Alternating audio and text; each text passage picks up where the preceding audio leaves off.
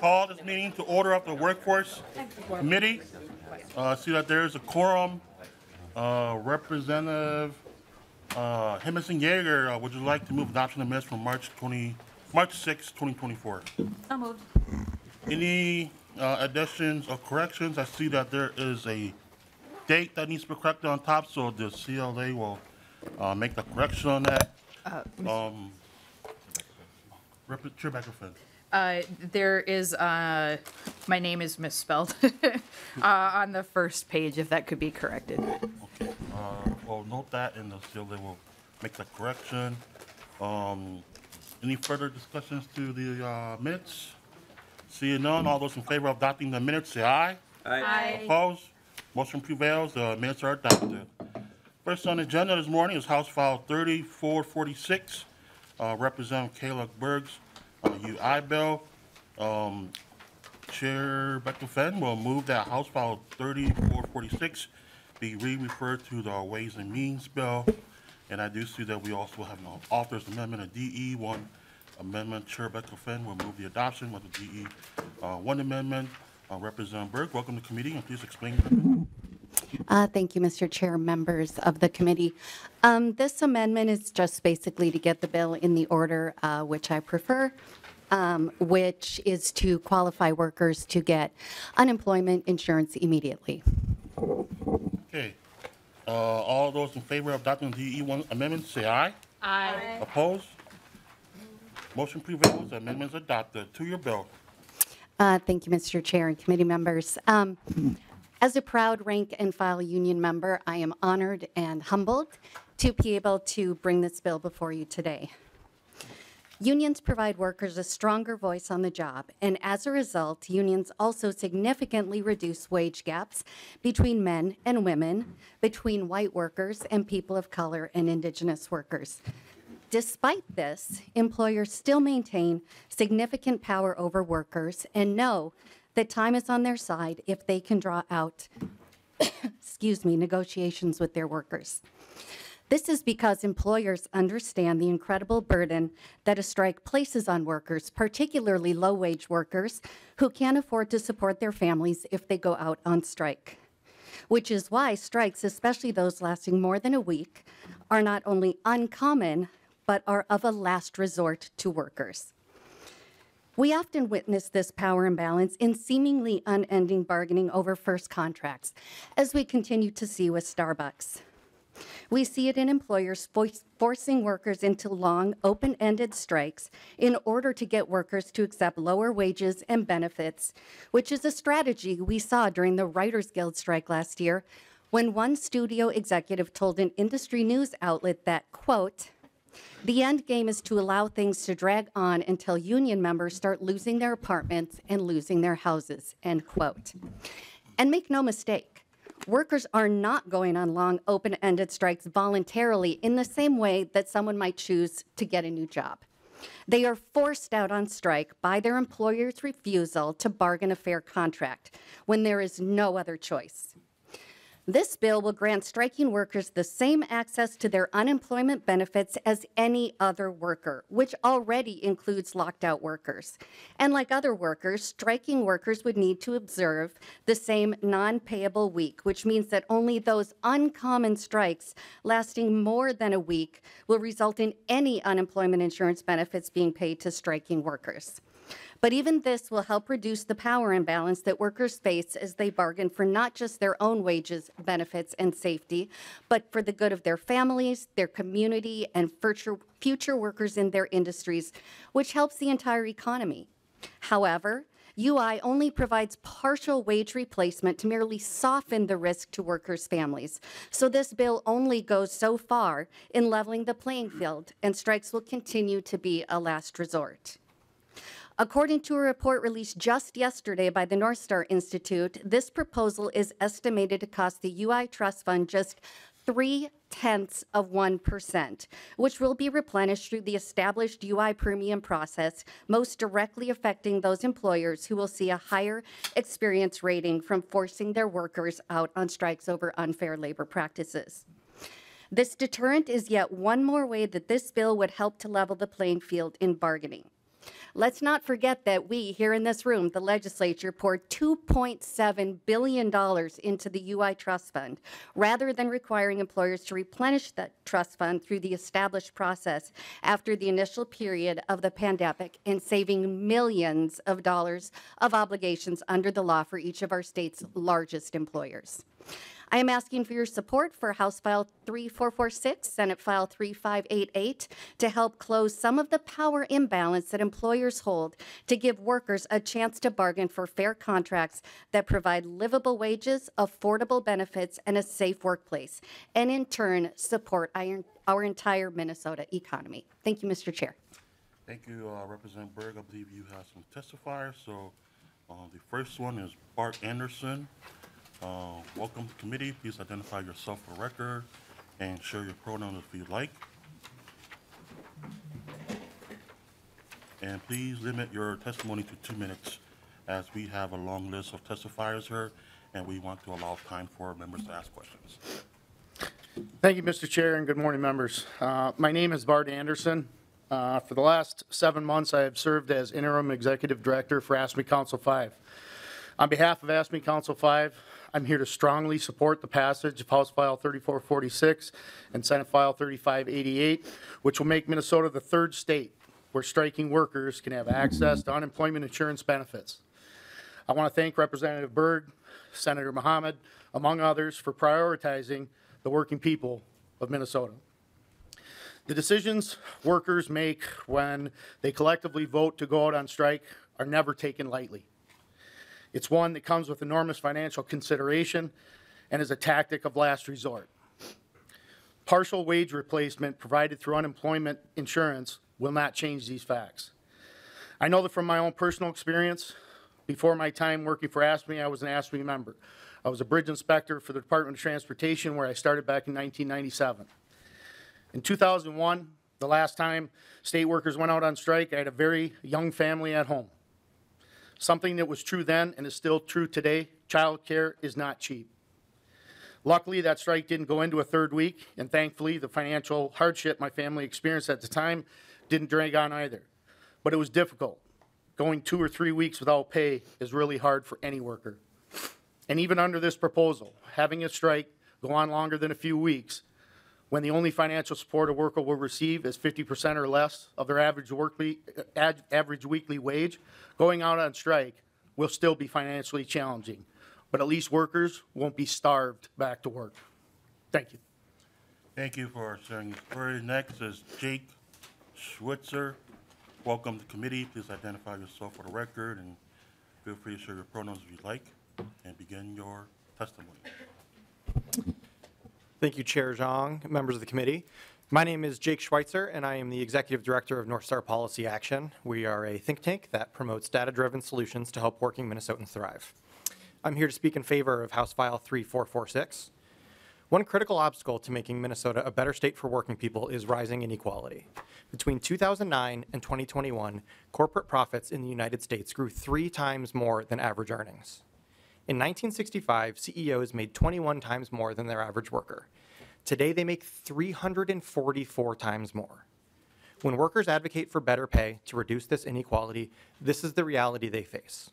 And if they attempt to use their most powerful tool, their ability to strike and withhold their labor, this is the imbalance that billionaire-backed corporations understand, that they can use their considerable profits to engage in bad faith negotiating tactics and simply wait out their poorly paid workers. Representative Berg already alluded to the comments from a Hollywood executive. Workers should not be forced to choose between losing their homes and fighting for their dignity. To bring balance to this equation, Minnesota should follow the model of other states and expand unemployment insurance to cover striking workers.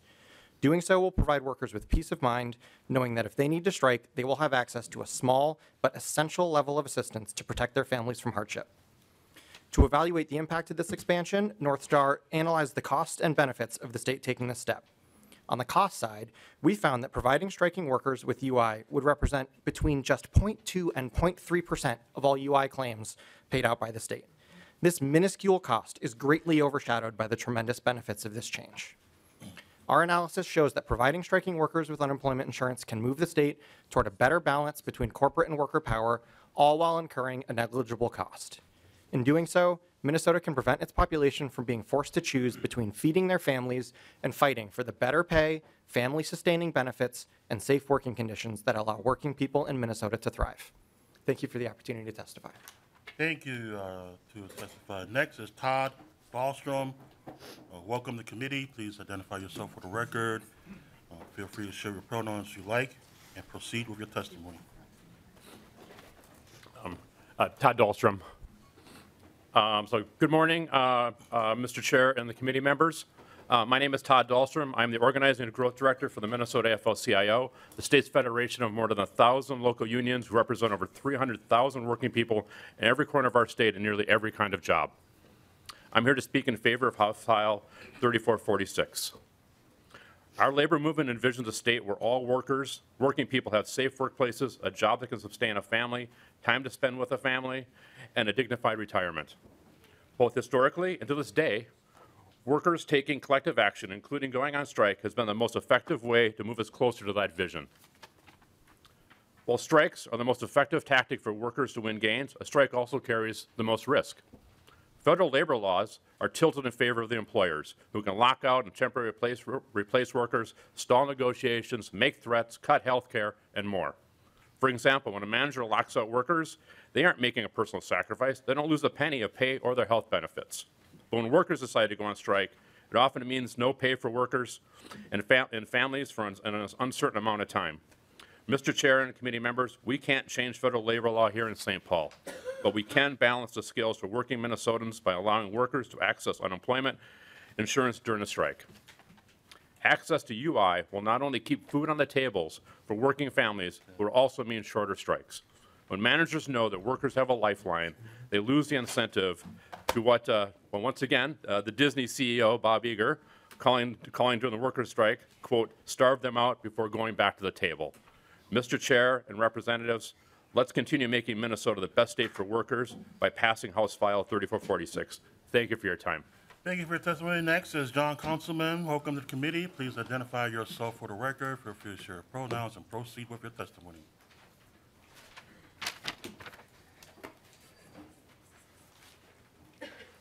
Thank you, Mr. Chair and committee members. My name is John Councilman. I'm the Secretary Treasurer of UAW Local 125. I work at the Stellantis Parts Distribution Center in Plymouth. I'm here to speak in favor of House File 3446. Along with 145,000 of my fellow auto workers, I was one of a portion of that was on strike against my employer in the weeks of September and October for 5 weeks. Going on strike was the last resort to get my company to negotiate a fair contract. Even though we had a strike authorization vote of 98%, I don't know any one of us that actually wanted to go on strike. The uncertainty of no or reduced income for an unknown amount of time was very stressful and worrying.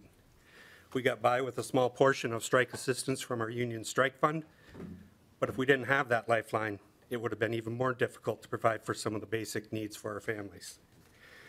Since we had drastically reduced income for over a month, I found out we all could have applied for SNAP benefits.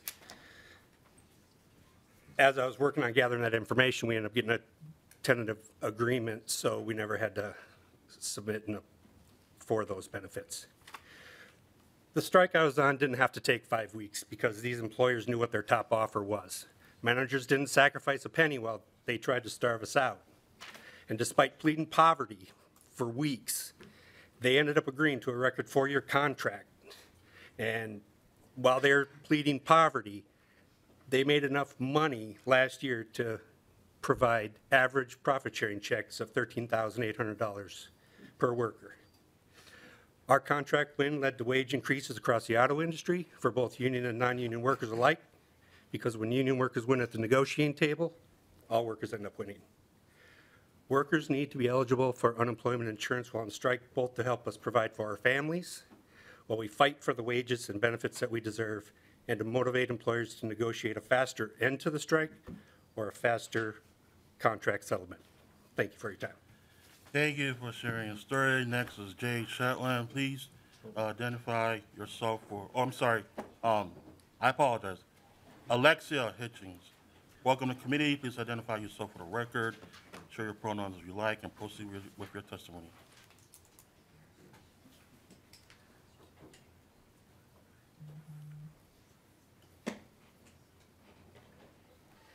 Hello, Chairman and members of the committee. My name is Alexia Hitchings, and I've been a registered nurse in the metro area for the past 12 years. I'm here to testify in support of the House File 3446 that expands unemployment access to striking workers. I've been on strike 3 times, twice in 2016 and again in 2022.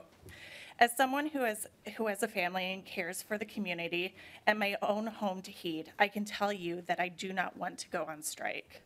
Nurses do not want to strike, but collective action is the most effective way for us workers to advocate for ourselves and for ourselves to improve our work conditions.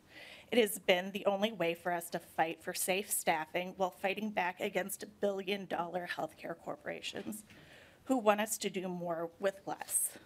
Our employers have spent millions and millions of dollars in hiring temporary workers to replace us during a strike, and they are happy to spend that money rather than a bargain a fair contract with us. I am proud to have gone on strike in the past, but it comes at a cost. When I went on strike for 1 week and then again for 6 weeks in 2016, it was a huge burden on my family, on myself and my family. We stopped all activities for our young kids because I did not know when we would work again. I became sick at the end of the 2016 strike. We lost our health insurance for a month. Without insurance and income, I held off on going to the doctors until the day we got our insurance back after the strike ended. I had a sinus infection that became so bad it ruptured my eardrum, and I had hearing loss for several months. A simple sinus infection turned into a huge health event for me because I was scared to incur more health bills than my family could afford. It took a long time for us to financially recover from that 6-week strike.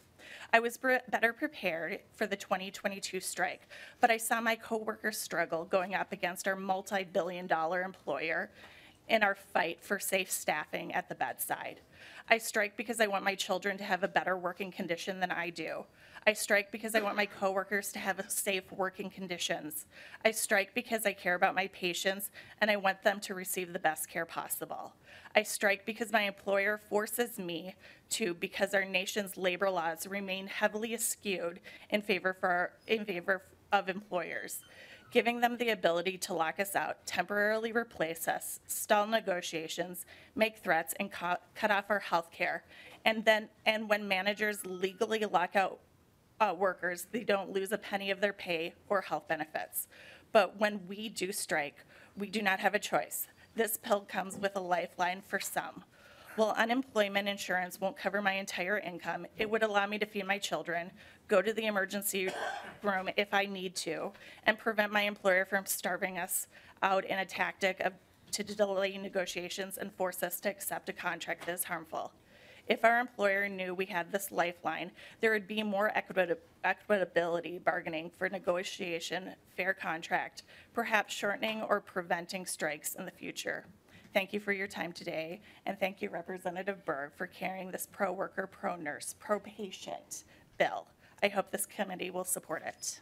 Thank you. Next is Jay from United Steels Worker.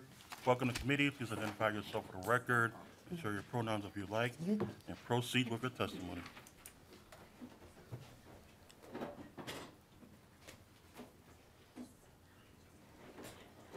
Good morning, Chair Zhang and members of the committee. My name is Jay Chatlin, and I am president of the United Steelworkers Local 142B in Mankato, Minnesota. Representative Berg, thank you for introducing this legislation. In July of 23, myself and my members were forced to go on strike because of unsafe working conditions and the employer's unwillingness to bargain in good faith. My employer refused to implement safety measures to provide safe working conditions for myself and my colleagues. The overall OSHA recordable rate for the foundry I work in was 14%, with some departments having an OSHA recordable rate as high as 98.98%. My employer utilized a behavioral-based safety program to drive down OSHA recordable rates. Behavioral-based safety programs use discipline, threats of discipline, and monetary bonuses to discourage reporting of injuries. This approach rarely addresses safety hazards in the workplace. For example, if a guard is missing on a piece of equipment, an employee loses a tip of their finger, they'll discipline that employee without addressing actual hazards. Then another employee will be injured at the same hazard. This is why we see OSHA recordable rates as high as 98.98%. Prior to the expiration of our contract, we actively tried to make changes to the safety culture within the foundry. The employer repeatedly told us, if it isn't broken, why fix it? But when you have an OSHA recordable rate at 98.98%, the process is certainly broken. When we started contract negotiations, we made it clear that safety was our #1 priority. Our employer refused to bargain over safety and continued to respond with, if it isn't broken, why fix it? Even when we could clearly show the safety program was broken, my employer refused to bargain in good faith. Employees literally had to choose between paying their bills or going on strike to protect themselves from being injured. We ultimately made the choice to go on strike, but I can tell you that was a very hard decision. Long story short, the strike lasted for 11 days, and we were able to secure language that drastically changed the safety culture. Without the strike, this would never have happened. Employees should never have to make the choice between paying their bills or working in an unsafe workplace.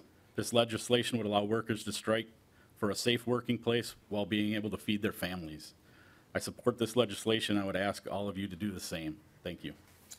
Thank you for your testimony. Next is Sarah Gallert from Hastings Food Service Worker.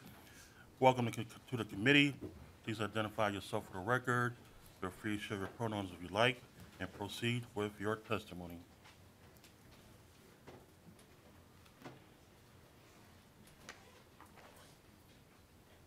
Chair and members, my name is Sarah Gallup. I'm a short-hour cook or food service worker from Hastings. I was part of the Hastings Food Service strike last year. That's why I'm here today supporting this bill. Before starting the Hastings Public School, I was a stay-at-home mom living with a disability. I thought food service would be perfect for my job because of the short hours and the school schedule matches my kids. My son goes to the middle school where I work. These are difficult, fast-paced jobs, and we deserve the respect. Recently, my school was supposed to have a pizza party. Domino's delivered the pizzas to the wrong school. We had 20 minutes to figure out what we were doing for the kids. Thankfully, they didn't know. Our kids starting wages are $13.85 an hour, less than McDonald's or most other places. No one wants to strike, but I favor to because we deserve better. No one wants to strike. Okay.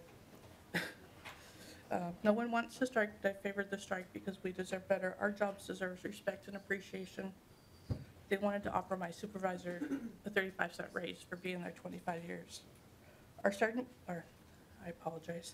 started my job in October, and I felt I had finally gotten my head above water when we got out on strike on February 6th. Being without my school income hurt, and the support from my union could offer me, strike wasn't enough. The district could have ended the strike at any time. We are only about $150,000 apart in negotiations, and one of the school board meetings during the strike, contractor was installing signs in front of our schools to look better in the rocks. If the rocks on the signs match the color of the bricks in the buildings, but it would cost another $150,000. District management was happy to spend more on rocks than on the caring adults who nourish our children. This bill would help workers like me stand up for and fight for what we deserve, and I encourage you to support it, please. Thank you for your testimony. Next is Dr. Terrence Morrow from the Minnesota School Boards Association. Welcome to the committee. Please identify yourself for the record and share your pronouns if you like, and proceed with your testimony. Good morning, Chair and members. My name is Terry Morrow. I am the Legal and Policy Director for the Minnesota School Boards Association, and would like to be really clear. We certainly respect staff. We respect every one of the experiences that's been described here so far this morning. I come today to describe the unique situation that school districts would face under this bill. The way that unemployment works, the state does pay the unemployment benefits directly to staff. To workers who, in this case, are on strike. The school districts then reimburse the state fund. So that amount is actually finally, ultimately paid by the school district. Now, I'd like to work through a hypothetical with you. If, for example, teachers were to go on strike under this bill, classes would not be held each day that the teachers were on strike. I'm not picking on teachers. I'm simply saying school would not be held each day of that strike. The school district would pay the unemployment benefits ultimately for those teachers. And then when school is then resumed and those class days are made up, the districts would pay again. So in essence, paying twice for a single day of instruction for our staff. The impact on property taxpayers would be significant because schools can pass along unemployment benefit costs to property taxpayers. This would then end up being a property tax increase to the local communities. Again, schools are unique. Board members do not make profit sharing. Board members do not make the type of compensation that has been correctly described in other situations. What we're asking for here today is to consider the unique situation schools are in under this bill. We don't have the budget to pay twice. We understand the need. We want to work well with all of our employees. We believe in balanced negotiations, and we look forward to working with Representative Berg to address the unique problem that school districts and schools and students would face under this bill. Thank you.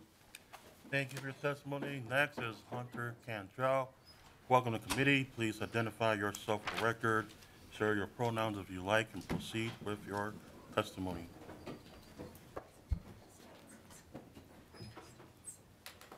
Good morning, Mr. Chair and members. My name is Hunter Cantrell. My pronouns are he, him. I am here today as a former state representative, former union member, current medical student, to testify strongly in favor of this nation-leading bill. And I thank Representative Berg for her tireless work and advocacy on this and her decades of work in the labor movement. I'm here because working people across all sectors, including my sector of healthcare and education, with many Minnesota educators potentially being forced out onto the picket line in the near future to save their profession, are suffering. Corporations continue to make record profits while heavily investing in anti-union law firms that actively stall collective bargaining negotiations and refuse to agree to basic safety reforms and compensation increases necessary for workers to feel safe and stable in the workplace. We are at a historic junction in the movement to secure economic prosperity for the whole working class in Minnesota, especially at a time of soaring corporate profits and unfettered price gouging while many working families are grappling with the cost of living crisis. For too long, the scales of power have been weighted against working people, with obvious advantages being cemented on the side of wealthy employers and big corporations. Well, today, we are saying no more. Today, with this bill, we are saying that when you as a corporation engage in bad faith tactics designed to deliberately frustrate the collective bargaining process and drive workers to the picket line, whose labor is often exploited and from which we all benefit so greatly, that these workers will not be abandoned and starved of financial stability. I want to see businesses and workers alike thrive, but workers need financial stability in their lives and safety in the workplace. As Reverend Dr. Martin Luther King Jr. said, no work is insignificant. All labor that uplifts humanity has dignity and importance. Thank you, and I urge passage of the bill. Thanks. Thank you, Hunter Cantrell. Next is Dean Benson from Teamsters Local 120. Welcome to the committee. Please identify yourself for the record. Feel free to share your pronouns and proceed with your testimony. Mr. Chair and committee members, my name is Dean Benson, and I'm a proud retiree of Teamsters Local 120, and I'm here to speak in favor of House File 3446. I've worked at the Marathon St. Paul Park Refinery for 19 years and retired in 2023. As many of you know, I was locked out of my job in 2021 with 200 of my union brothers and sisters. This lockout turned into a strike, and it lasted 6 months. We won that fight, but only because we had the support we needed to keep the fight going. This isn't always the case, because Marathon did what many large corporations do. When their workers are seeking fair contracts, they tried to starve us out. If they kept us from working long enough, they believed we'd become desperate enough to get back to work, so desperate that we'd ignore all our grievances just to get a paycheck again. This isn't an anomaly. This is the playbook for strike breakers. The thing is, when workers go on strike, the stakes are very different for two sides. Corporate bosses get mean phone calls, upset shareholders, and annoyed customers. Hardworking men and women get tough decisions about putting food on the table, medicine in their cabinet, and a roof over their head. We went on strike at Marathon because we knew our workplace wasn't safe enough. because we wanted to know that we were going to come home from work and see our families each day. We didn't make the choice lightly. Strikes are the last option on the table, but we did it for the safety of our colleagues, for the community, and around the refinery. This legislation would make it easier for those in similar situations to fight for the safety of themselves and others. It would make it harder for corporations to starve out workers who are asking for safe and healthy workplaces, a living wage, or more dignity in their work. It would help ensure that labor disputes are settled at the negotiating table, not at the workers' kitchen table. So I ask you, as you think about this bill and which way you're going to vote, do you support the act of starving out hardworking families, or should we level the playing field with this legislation? Thank you. Thank you for your testimony. I am told from Mr. Reese that we have a last-minute testifier from the League of Minnesota Cities. So if you are here, welcome to committee. Please identify yourself for the record. Feel free to show your pronouns and proceed with your testimony. All right. Thank you, Mr. Chair and members of the committee. My name is Lisa Schaefer, and I'm the Human Resources Director for the League of Minnesota Cities. First, I'd like to recognize the long history of successful Minnesota collective bargaining, especially in public sector. It's long given employers and employees the ability to meet and negotiate in good faith, and has, especially in many Minnesota cities, pretty rarely in our history led to actual strikes. The reason this bill is so concerning for cities and public employers is that in the event of a strike, there are still fundamental services that need to be provided, especially for public safety in an emergency. So if there's a water main break or a snow plow, streets need to be plowed so that emergency vehicles can get through. And if a bargaining group is going on strike, the city would still need to provide coverage for that. This bill would pay unemployment benefits for striking workers, and just as the School Boards Association had described, cities are also reimbursing employers. So that means the entire cost of unemployment benefits is charged back to the city in the event that employees are on strike. The intent of unemployment has been to provide employees with unemployment benefits if they are unable to work, or if they're locked out, or if work is not available through no fault of their own. And we would like to respectfully request that that remain in place. Included in your packet is a letter on behalf of League of Minnesota Cities. Thank you. Thank you for your testimony. Seeing that there are no more testifiers on the list, we will move to discussion of the bill. And first on the list is Lee Baker. Thank you, Mr. Chair. To the author of the bill, Representative Berg, you know, I've been here for 10 years, and I meet with our union members, and thank you all for being here today. This is important for us to hear. I've met with them every year, from AFSCME to folks around our areas, and this is, I guess, a little surprising because this has never come up in our discussions before, this benefit. And I don't know if this has this been brought to the legislature before, this question about paying folks on unemployment insurance during a strike. So has this been proposed before?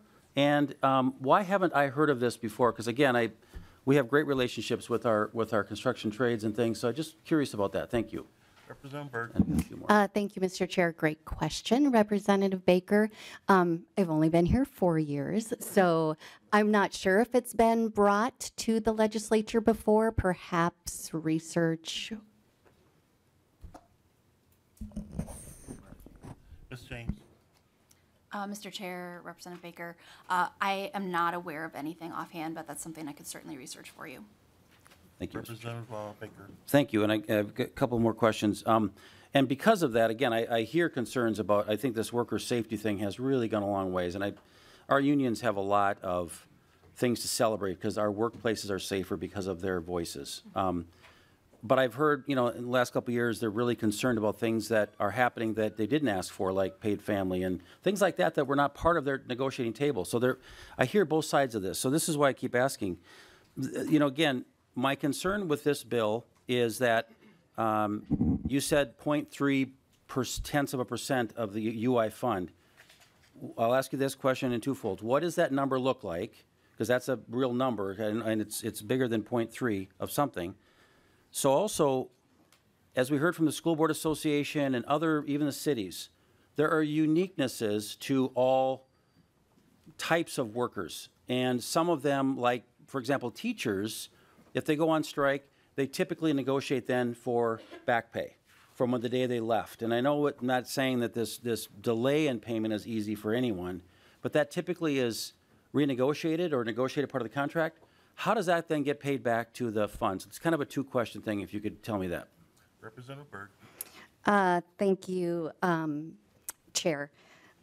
So trying to remember both of your questions. I would have research answer what the 0.3% actually looks like number-wise. Per your other questions, actually, the paid family medical leave, the earned sick and safe time, some of the things that we put in place by the state are actually incredibly appreciated by our labor friends and workers. And so that actually frees up more of their contract for negotiating for other things that they've been asking for. And so that is not something that our labor friends are actually concerned about. They appreciate that. In terms of different unique situations per industry, you're always going to have that. For example, with the schools and school workers, they actually only have to pay back 50% into the strike fund, which is still 50% less than the budgeted amount for their workers for that time. So it's a little bit less than it sounds like. But I would go ahead and have Marta talk about what the numbers look like, and we can address the other things again. Ms. James. Mr. Chair, I'll defer to my fiscal analyst colleague. Ms. Singh. Mr. Chair, a fiscal note has been requested. I'm not sure where that number came from. Okay. Representative Baker. Thank you, Mr. Chair. And just finally, again, different members say different things about the benefits that they've asked for now. I'm not going to disagree that there's a lot of them that want some of these benefits, but I know union members are very, very focused on what they want. They want to be able to talk about it at the union negotiating table. I've learned that very much over my years here. And finally, maybe my question is, the Unemployment Advisory Council is very involved in how our fund is, how it's stable. Labor and management are both there. Has this been proposed to the council, and what was their maybe either recommendations or what was their feedback to you when you wrote this bill about what did the Advisory Council say about this bill? Representative Berg. Thank you, Mr. Chair, and thank you, Representative Baker. We actually reached out to them as well as had numerous conversations with DEED, and DEED actually helped write some of the language in this bill. So prior to it being submitted and brought before your committee, we did have those conversations. Lead Baker. Finally, so I didn't hear the answer. Did it go to the Advisory Council? Did they give you a recommendation on this bill? So that's different than DEED. Representative Baker. Representative Berg. Thank you, Mr. Chair. I did reach out to the Advisory Council and didn't receive any resistance or any recommendations back from them. Thank you. Lead Baker. Any further discussions to the bill? Chair Becca Fenn. Thank you, Chair Zhang. And one thing I wanted to bring up, I always like for the record sort of thing is, sort of in the same way we have groups who claim they speak for all gun owners or claim they speak for all of a certain group of people. I just wanted to sort of call out, I know there's a letter in here from the NFIB and, proclaiming to speak for small businesses, and as a small business owner, they don't speak for me, and I think it's just really important that we recognize that. Often folks use the term small business as a way to gain credibility, but the reality is we could be talking about a mom and pop restaurant in your community, but we could also be talking about an employer who has up to 750 employees or makes $40 million a year, which those are vastly different organizations. And so I just wanted to point that out, that is not necessarily speaking for all small businesses. Many of us who own small businesses, our employees know us and we know them, and there's just isn't the power imbalance, and really that's what we're talking about here is the power imbalance. the whole reason we have unions in the first place is because the power imbalance between the employer and the employees, and any individual employee on their own is not going to be able to stand up to the power that some of these large corporations and organizations have. So just wanted to call that out and kind of talk about, you know, this is really what we're talking about philosophically here, is like, how do we balance that power so that it's not you know, extremely unfair to working people for the somebody always benefits from the way that our systems are set up. And so I just wanted us to sort of think about it that way and not get lost in the weeds about why this is coming forward. So thank you for bringing this forward, and thank you to the testifiers. Representative Zalesnikar. Thank you, Chair. Thank you, Representative. And I guess my question is, if you could tell me, for the states that have implemented this, that have been mentioned, are they in a fiscally sound position for their state? That's my question. And I ask that only because we have received the state budget and we know we're going into a deficit. We are going to be spending more with the policies that we've enacted than we are taking in revenue. So I just was questioning, would like just a response on the fiscal status of the states that are doing this right now. If you could answer that. Representative Berg. Thank you, Mr. Chair, and thank you, Representative. So the only other two states that provide striking workers with unemployment insurance are New Jersey and New York. And their legislation is actually different than what ours is calling for. Ours is actually ahead of theirs. Which is why we call it nation leading. And I do not, quite frankly, know the fiscal state of New Jersey and New York, but I don't know if research has some idea of how what this looks like implemented in New York and New Jersey, which is still a little bit different than what we're proposing. Or otherwise, I could call Jake back up to the table to assist. We'll have the testifier respond. Welcome to committee. Please identify yourself for the record and proceed. Chair Jong, thank you. Jake Schweitzer again with North Star Policy Action.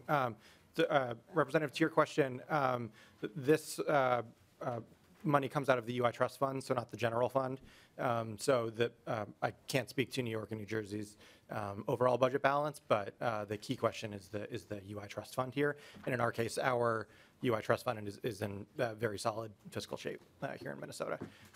And Chair, if I can address the previous question about the 0.3% question, if I may.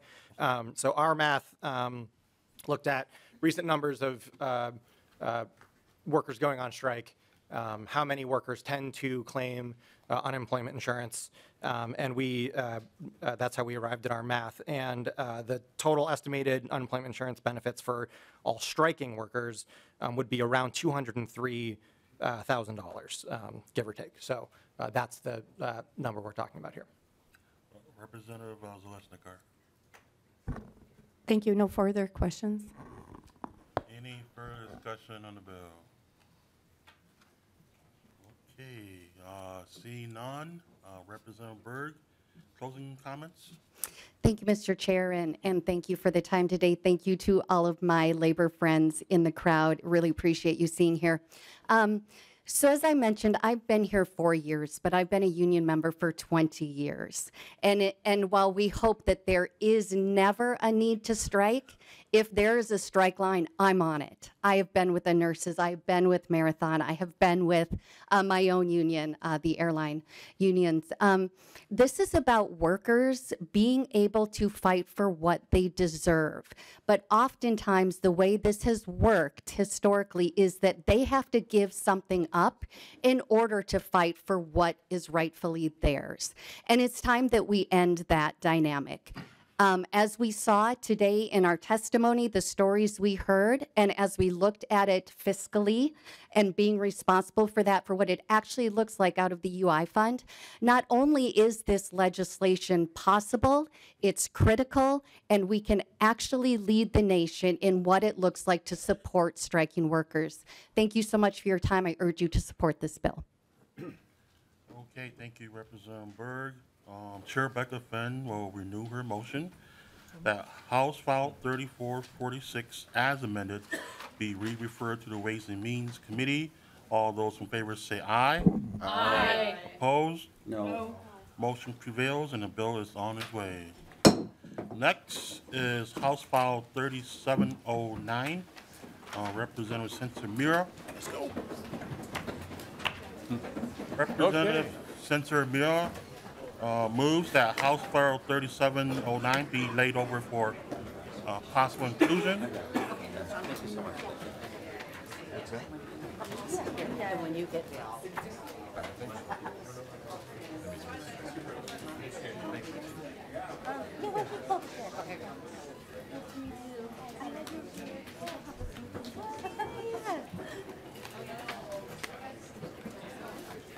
Yes, Representative Sencer-Mura, this is Sandra Salinas. If I could have folks in the audience, please keep your voices down. We are still having a hearing going on, so I appreciate it. Representative Sencer-Mura, to your bill. Yeah, thank you, Chair Zhang. House File 3709 is before the committee. This is to support a program through the International Institute of Minnesota. The International Institute of Minnesota is located in St. Paul and has successfully been welcoming new Americans to our community for more than 100 years. The Institute helps new Americans, refugees, and immigrants realize their talents and ambitions through outcomes-based education and employment programs, immigration services, and refugee services, supporting new arrivals to our community. And in the last year, the Institute served over 4,500 new Americans. Nearly half of them were served in education and workforce training programs and ongoing critical services that help new Americans have a strong start to their lives in Minnesota. The Institute's Medical Careers Pathways program was recognized by the Department of Labor in their top 10 workforce training programs in the United States. And they are going to use the success of that program to build the Business Career Pathway program. And that's what they are here before us today to ask for funding and support for. So I have two testifiers from the International Institute here with me today, and I'll turn it over to them. Welcome to the committee. Please identify yourself for the record, share your pronouns if you'd like, and proceed with the testimony. Thank you, Chair Shong and members of the committee. I'm Jane Grotman, the Executive Director of the International Institute of Minnesota. Before I begin my testimony, I want to give a special thank you to Representative Sencer-Mura for sponsoring our bill and also just being a supporter of new Americans in our community. We really appreciate her support. So the International Institute's committed to providing quality services for new Americans, as well as accountability for the outcomes we produce and the funds that we receive. The services we offer move lives forward, as well as the economic health of our state. In this bill, we are asking for support for the Institute's Business Career Pathway, and it's the first time we've requested funds for this pathway. The pathway offers customized professional leadership training held at the Institute for 12 weeks, totaling 96 hours, to help participants move into the business sector or advance within the sector to a higher position with higher wages. This course helps new Americans build their confidence, their business skills and acumen, as well as their communication and technology skills. And those are all really critical to succeed in the business sector. It also connects graduates with business leaders through our employer partner connections and through members of our own board of directors. One of our board of directors, an employee of Accenture, a business consulting firm, is helping to fulfill the directive of their CEO, Julie Sweet, who is publicly committed to hiring refugees in particular and helping them advance within Accenture, which is very exciting. The majority of Pathway graduates in 2023 were placed in assistant manager, supervisory, and office-based positions. 37 graduates were employed in 2023 and had a one-year job retention rate of 92%, which you've heard me say also over 90% retention rates for our healthcare employee program too. These requested funds will allow us to expand the pathway to serve 150 students, doubling the numbers that we've served previously and increasing the numbers employed by 30%. It will expand professional leadership classes and support a new entrepreneurship class that incorporates expanded business and technology skills training. That course will be 8 weeks with 72 hours of training. The business sector has been challenging for new Americans to enter, and to advance within. We are very committed to providing quality training, but also working with employers, partners, to help them successfully hire and advance new Americans. Finally, I want to thank this committee for the Institute's direct appropriation in the last session for our medical careers pathway. With this and other funding, private funding that we have, the program is expanding to serve the community need that we all know we have in healthcare by increasing our training to provide 60 additional nursing assistants in the community and advancing additional new Americans into RN nursing positions, so urgently needed in our community, as you know. So thank you so much for the opportunity to testify. And next, I have the pleasure to introduce one of our successful business pathway graduates, Sandra Salinas. Welcome to the committee. Please state your name for the record, share your pronouns if you'd like, and proceed with your testimony.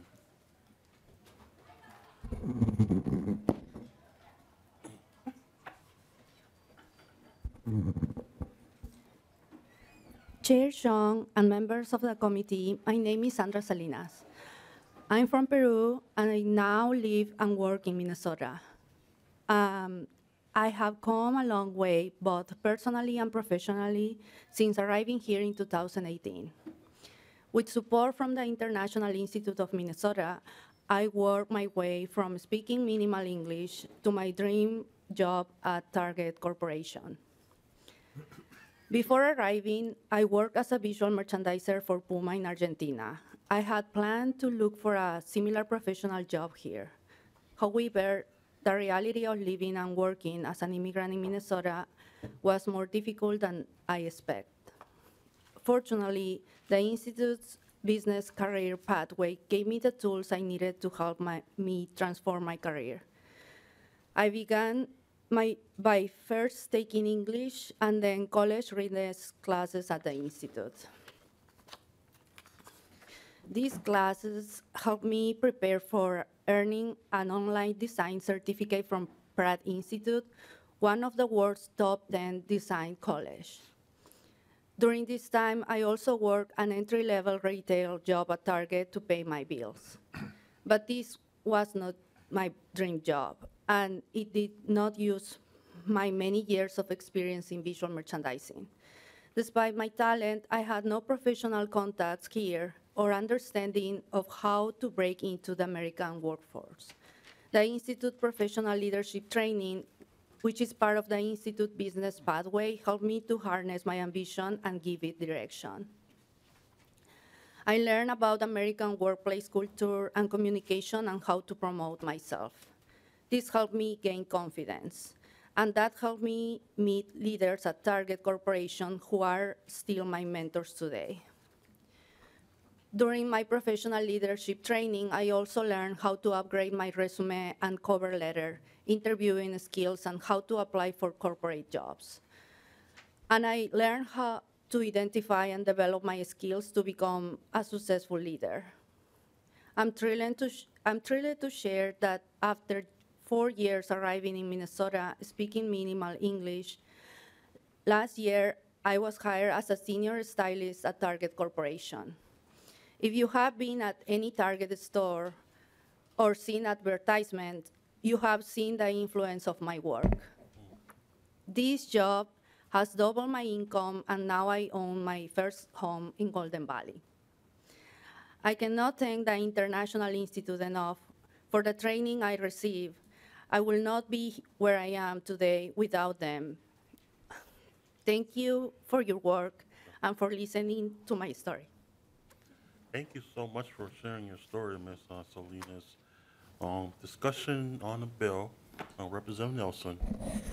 Thank you, Chair Jeong, and thank you, Representative Sencer-Mura and testifiers. I can't imagine what it is moving to a completely new place, maybe having some understanding of the language. I've traveled around the world a bit. The language barrier is real. I mean, there's enough places that understand English that you can communicate.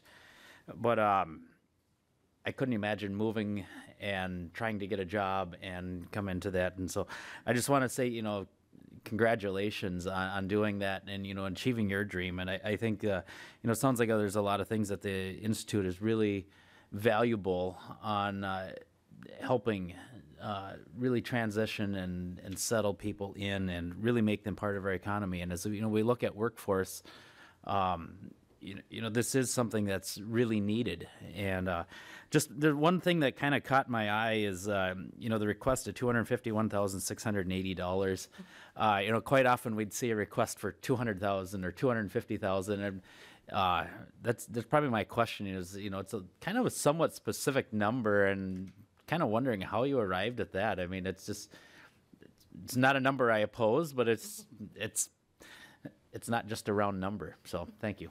I asked the same question too. So, Ms. Groutman, did you want to respond to? Yes, Chair Zhang and Representative. Yes, that's not the first time we've heard that question.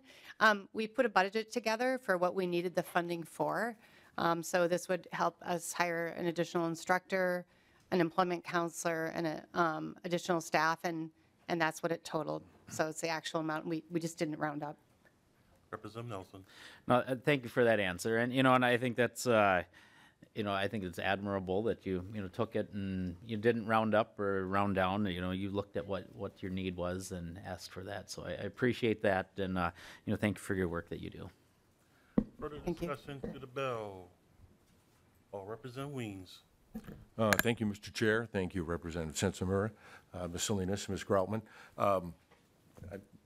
Rep. Nelson sort of asked a couple of my questions, but I do have to say that the Institute's a remarkable organization. What you've done for over a century, helping people integrate, understand our system, and Ms. Salinas is a great example of that. I am always curious when we donate taxpayers' money for a specific project such as this, and I like what you're doing with entrepreneurship and leadership, but I look at your charitable giving ratio, and that's another one that's a top line. You guys do a great job. So maybe this is for Ms. Groutman. If you could tell us what's your secret to success for such a high charitable giving ratio back to the community. Ms. Groutman. Thank you, Chair Zhang and Representative Weems. I think the secret to most success is just hard work, but also we work with amazing people. You're seeing one of them here. We have lots of people like Sandra at the Institute that are just incredibly, they've had many decades of their lives taken from them. People living, when I started this work 34 years ago, refugees were living in camps for 2 to 3 years. At that time, coming from mostly Southeast Asia, which is plenty time to live in a refugee camp. And now people are living there for 2 decades or more. People are being born in refugee camps, and the number of people in camps has really increased. So when people come to the Institute, we take it very seriously. They've had a big part of their life robbed from them for no fault of their own. And so when they come through our doors, we have to do what's going to help them move their lives forward. And the great thing is they tell us where are they meeting barriers out in the community, what do they need help with, what is holding them back. And so our staff are really excellent at listening, and then over time trying to get funding for that. Funding for nonprofits is always a challenge. Really important that we're diversifying our funding. So for this program, we have private funding as well as government funding. So we're always working at that and always trying to increase on the sources of revenue that we receive. And that's very hard work. But we so appreciate that your comments, your acknowledgement. We really appreciate that. We welcome any of you to come visit and see our work firsthand. It's an amazing place to work. I feel super lucky to have been there for 34 years. And we welcome you to come to visit firsthand and see what we do. Thank you. Representative Weems. Thank you, Mr. Chair. Thank you for that answer. Keep up the great work. This is good work we need in our community. Thank you. Thank you. Further discussion to the bill? Seeing none. Representative Sencer-Mura, closing comments? Yeah, thank you so much for the conversation today. I'm glad to hear about the bipartisan support for this bill and this work. when we think about this program and funding programs like it, I think it's just really important to emphasize that, we get so much back as a state from these programs. We know that Minnesota has a rich history of welcoming immigrants and refugees. And I know that I've had so many heartbreaking conversations with community members who talk about all of the gifts and talents and what they were able to build in their home country, and then come to our state and just face a lot of barriers to be able to share that with the broader community. And so I think it's really important that we invest in programs like International Institute to make sure that everyone can come here and share their gifts. I know that I have certainly benefited from gifts like Miss Selena's. I know that when I go into Target, I go in for one thing and end up spending a lot more based on the styling there. And so I would just love to see more entrepreneurs and business people like her be able to be thriving in our community. Thank you. Thank you, Representative Sencer-Mura. Representative Sencer-Mura renews her motion that House File 3709 be laid over for possible inclusion. Thank you. Thank you. Thank you. Thank you. Next on the agenda is House File 3475, Representative Mueller. I will move that House File 3475 be laid over for possible inclusion. Welcome to the committee, Representative Mueller. I had the opportunity to speak with you a couple of days ago about your bill, so excited to hear about what you have here today and hear from your testifiers. So to your bill, Representative Mueller. Thank you, Chair Jung, and thank you, committee members, for the opportunity to have my bill heard today. I have a couple amazing people with me to talk about the bill, and first time to be in workforce, so that's great. Where's the treats? Where's the treats? This isn't my first bill as a freshman, though, so we're fine. We're good. I'm sure Mayor King would be happy to give you some Spam later if you need it. All right. All right. Thank you so much. House File 3475 is actually one of the #1 priorities in southern Minnesota for as the need that we have for water operators and wastewater operators has continued to be lacking in southeastern Minnesota. And so we have this bill would be a one-time appropriation to request fund development for both water and wastewater operator program to develop a pathway for licensure that would be held in Riverland Community College. Riverland Community College is both in Owatonna, Albert Lea, and Austin.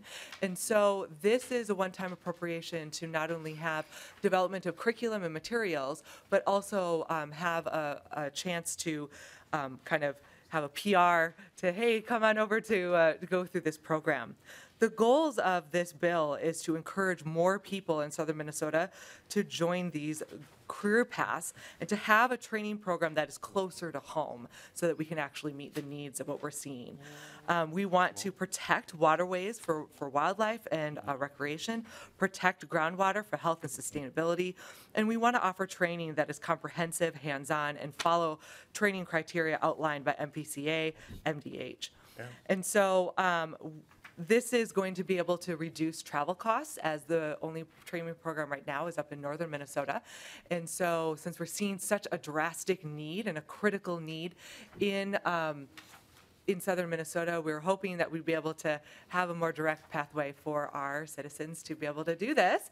And I'm going to, if it's okay with you, Chair Jung, I'd like to turn it over to my testifiers. I have Mayor King from Austin, and then I have Brenda Johnson, who has been working with southeastern municipalities for the last 3 years on this project. Welcome to the committee. Please state your name for the record and your pronouns if you'd like, and proceed with your testimony. Thank you, Chair Zhang. Hoping you hear me between the two microphones. And members, I first want to recognize the treats. You ask anybody in Austin, Minnesota who brings treats to a meeting, it's going to be me. That's 100% true. And actually who steals the treats to bring them to the meeting, it's going to be me. Also him.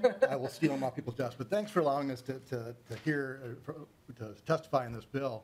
I'm here on behalf of the roughly 60 cities in southeast Minnesota League of Municipalities. Referencing about 240 operators of wastewater and water facilities. The MPCA has changed some rules over the years. A lot of these wastewater treatment plants, Austin included, is rebuilding our 100-year-old plant. Served it certainly a nice, useful life. But with these rules, with these operators, and the way it's operated, we're going from a completely biological system to treated with chemicals, and that requires a lot of licensures, updates, and employees that have licensure. So what this bill would do is give $350,000 to Riverland Community College to start up a program to address those 240 operators, potential operators that will need to be in our cities operating such in high capacity treatment facilities. So this is definitely a need. When Southeast Minnesota comes to the legislature, it's always about need. This is no want. I can't imagine a bigger impact on communities and the state as much as clean water and wastewater is. So this would be very helpful. Riverland has a great reputation. The location is important. I think there's 2 other educational facilities that operate this way in getting the education to these potential treatment, wastewater and treatment operators. And so we would just like to lessen the impact on families of travel and expenses and have 1 of 3 be in Southeast Minnesota to address the ongoing need to have licensed wastewater operators. Thank you. Thank you, Mr. Mayor. Next testifier, please state your name for the record, share the pronouns if you like, and proceed with your testimony. My name is Brenda. Thank you, Mr. Chair. My name is Brenda Johnson. I'm the director for the Southeastern Minnesota League of Municipalities. And Mayor King is correct that we have currently recorded just in the last day that there are 240 water and wastewater operators that are going to be heading into training just in the next 3 years. Now, keep in mind that that data was gathered in 1 day. That does not cover all the cities in southeast, so south central and southwestern Minnesota. So what the total number will be, it's going to be more than that. We just don't know how much. But that makes for a stronger program. Where will the instructors come from? We have a great number of people retiring from these fields. That is part of what's driving the need to have closer training, more convenient training. That is the thing that we're hearing from cities is it costs so much money, especially for the small cities. It's a huge deal for them. They're training people over and over again as people get hired out to other cities. So in a sense, yes, it's good for southern Minnesota. It's also good for the rest of the state because we won't be stealing your operators from your cities, and you'll be having some operators getting trained in our part of the state that will fill out that entire field, that entire range of operators available in our state. That's what we really need. So yeah, we've got lots of people that want it. I've been working with cities from La Center to Laverne. We are southeast Minnesota, but this serves all of southern Minnesota. Thank you. Testify discussion on the bill. Lead Baker. Thank you, Mr. Chair. Thank you for bringing this bill forward, Representative. What is interesting to me about this is that, you know, I'm associated with Ridgewater College system. You guys have a fabulous system with Riverland. And standing up programs like this is exactly what we should be doing. In this case, and again, I hope that students and seats there protect and really sustain this program for many years. Will we be able to recruit folks on the same level of training from other neighboring states? You know, Wisconsin, Iowa. You know, I don't know how different our rules are for water, you know, clarity and things, safety, but is that something that would be a possibility for the future? To the testifier. Mr. Chair, and thank you for that question. My understanding is that they would still have to have the state, Minnesota state licensing. And there would be a transition period where perhaps they could come in and be under a current state licensed operator for water or wastewater, whichever is appropriate, but they would still have to get the state licensing done. And they would need to do that with some refresher programs to see what is different, what kinds of things they need to maybe brush up on, things like that before they would take the tests. And these programs are not just for people who are already in the field. We're going to be recruiting from wherever possible. In other words, the groups that are working on this, it's not just the cities. We are partnering not only with Riverland, but also the workforce centers across all of southern Minnesota. They're highly interested. They know there's a need. And they get people who come in who have the aptitude, but aren't even aware that these types of things are available. So with having all these partners, not only the Department of Health, the MPCA, Riverland, The workforce centers, the Southeast League is going to be doing its part. We meet 4 times a year. We work with cities. We have actually 84 member cities in the Southeast League, and we're reaching out to all the cities across southern Minnesota on this particular topic so that we can basically help to funnel information to Riverland and to the workforce centers on here's the needs of cities, here's where their jobs are. I think cities need to have more ways to get the word out. That's part of that whole recruitment thing. You're seeing some numbers here that may not look like it's all program development, and that's because it's true. Recruitment is a huge part of this whole project. Lead Baker. Thank you, Mr. Chair. And again, I couldn't agree more. I think it's great. I hope it stands up really well. You know, it's not very often we get to hear this kind of a bill that really reflects with our community colleges. This is a higher ed question. I'm really supportive of this idea, and also I want to thank, you know, again, Representative Mueller for breaking this down for us, the 350, and how it's going to be kind of spent, and where is it kind of going. That we need to see more of that. So thank you for that. And I don't know where the next stop is, but is this planning to go to higher education? Because I think this is certainly a pathway that they need to hear what our state, you know, colleges should be involved with. What's the plan on that, Mr. Chair? Lead Baker, the motion earlier made was to lay over for possible inclusion. Mr. Chair, could I make a motion to move it to higher ed, just because I think they should hear it too? Is that something that we could do or not? Mr. Chair, Representative Mueller? I don't know what the pathway was. It passed unanimously out of jobs in the Senate, and I don't know where it went from there. Maybe we could look and see where the Senate is putting it and maybe mirror the path of that. I would have no problem with it going to higher ed, to just even say, hey, look, this is an amazing thing that we're doing, and this is what we should be doing. As a teacher for almost 20 years, I talk so much about how we should have multiple pathways for job training, multiple pathways to success in these areas. And so I understand, I defer to you, Mr. Chair, but if we want to look and see where the Senate is taking it, we can maybe mirror that. I'll have staff look up to see where the Senate. It's been laid over. It's been laid over. It was laid over in the committee, so it's up to you if you want to go to. Well, to Mr. Chair, again, I don't want to make more work. We have a short session. I understand that. What I hear once in a while, though, through these discussions are even really good bills should be heard when you can in other communities, in other committees, because I hate to see them kind of surprised by something coming to the House floor or something. So I just offered as advice really to the majority. You guys can make that decision, but I do hope at some point that the higher ed committee, or at least the chairs, know what's happening, and they can also be supportive. This is a good bill, and this, I think, is a kind of a bill that we might and should see more of to help build and stand up programs in our local community colleges that really are the right place to get these things stood up. So this is, I think, more of a pilot or a thing that we should be doing more of through higher ed and workforce. We should be working closer together, just like you're proposing to do. So thank you for that. Representative Nelson. Well, thank you, Chair Zhang and Representative Mueller.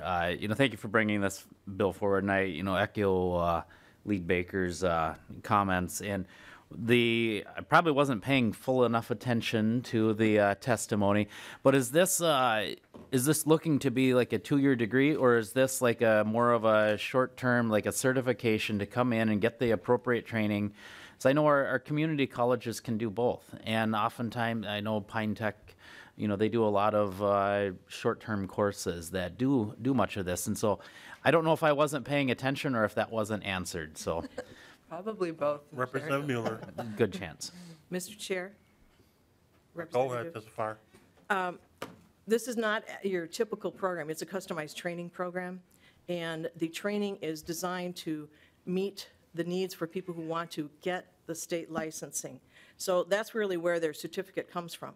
Is from either the Department of Health for their water operating license or the MPCA for their wastewater operator license. A certificate or whatever from the local community college, wherever it would be, does not provide a license, and they've got to have that to run these facilities. Representative Nelson.